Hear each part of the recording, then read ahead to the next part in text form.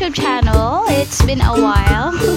So I've been very busy lately. So now is the time that I'm gonna make another video.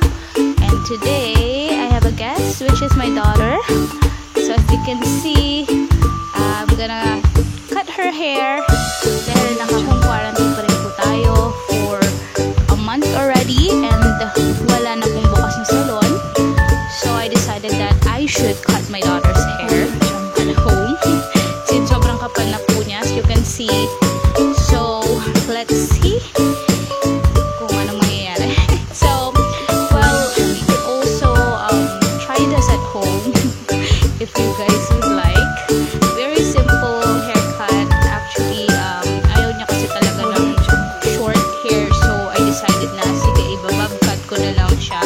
Which is the same length pa rin.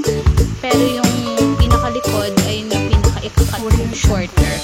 So, I think bob cut nga ang tawag ko dito. So, sa pinakalikod, maikli. Tapos paharap is mahaba yung length niya.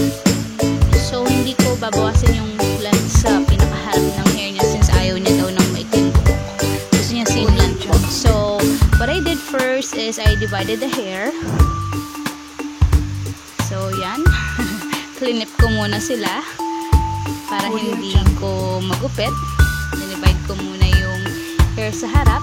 Tapos, dun muna ako magsisimula sa pinakalikod. Let's fast forward para mas mabilis. Alright, so I already finished dividing the hair. And now, I'm gonna go ahead and start cutting off the very back hair. Let's get started.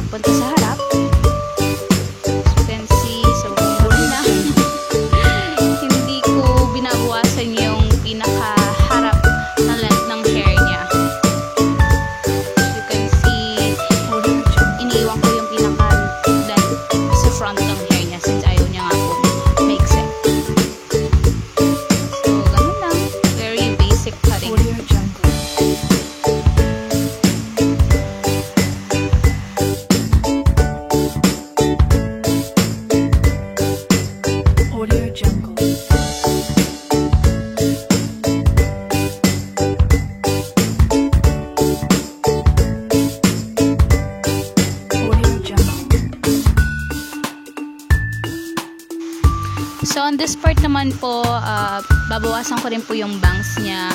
At ayaw niya na rin kasi ng full bangs. So, ang gagawin ko is side bangs. So, yan. Sineseparate ko lang muna yung hair niya at iniwan ko lang yung pinaka magiging bangs niya.